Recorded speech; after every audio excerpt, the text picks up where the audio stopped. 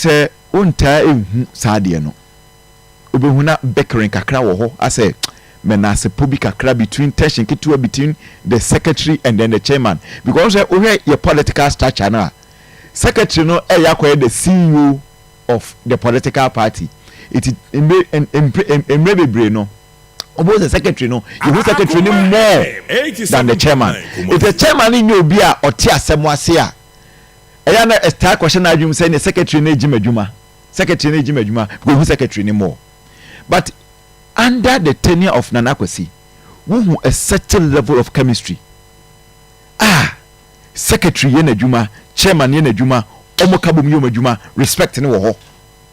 Eno na abuama ene NDC etimia performing so well ewa Ashanti region. Me de bia me ka say Ashanti region ma NDC edi nkunim. Because omo double vote no.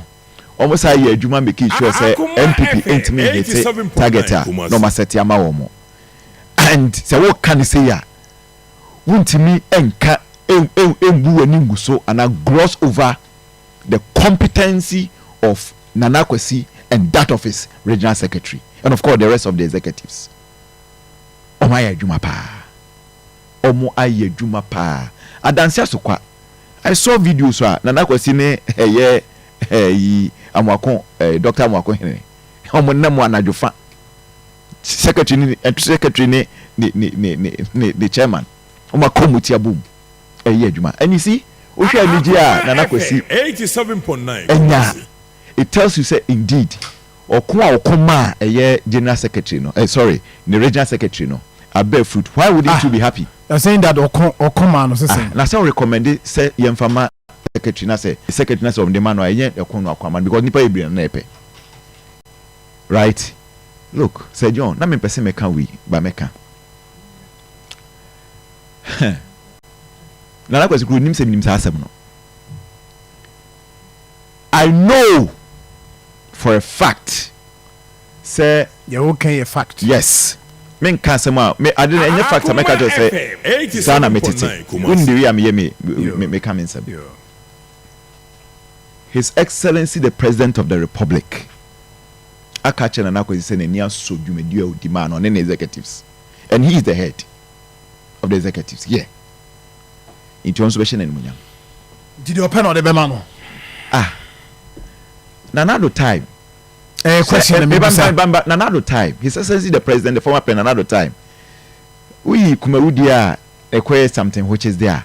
Said they're not MP snipping and all the moment for DCs, MMDCs. Or catch a motion mobile.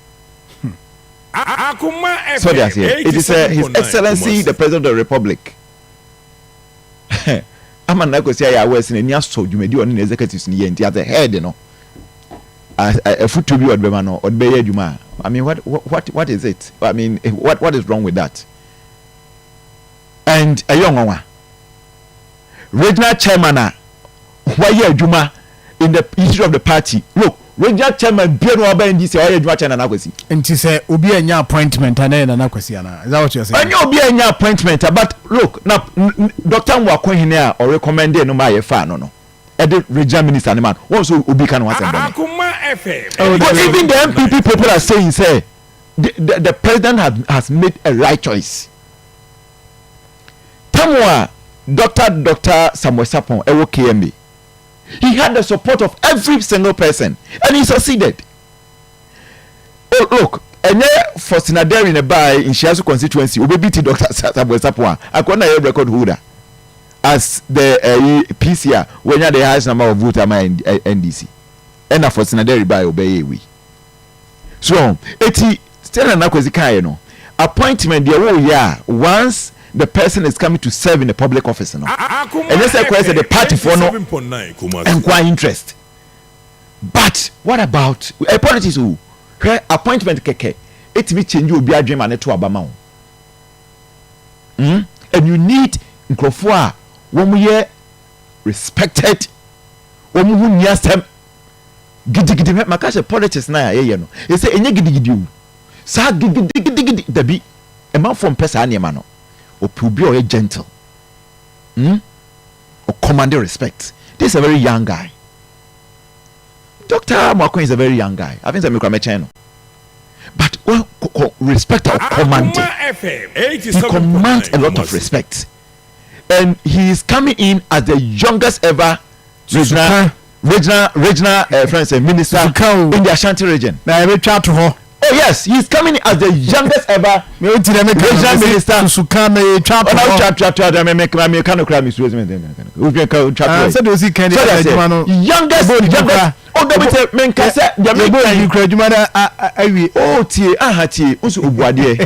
And I want to believe, say, listen, why very consistent? And I want to believe, say, Obeko so 18 penny for. So we a young guy, and you did you make you idea? I don't want to believe, say, Obe disappointed. Now, no one can say, starting the political, what and what's in Boneda. And this is the guy we are talking about. And Sir John, young mama, you convinced, say, Zuba Benya Kemi. Unim. Uka say ya ma convinced. Yes, Zuba Benya Kemi because Zuba soda. No, unim be. Uni tell me convinced Zuba Benya Kemi. So. Is that what you are saying? Oh, Zuba Ed nipa be Akoma so. Let me tell you this. My friend na question to nchen.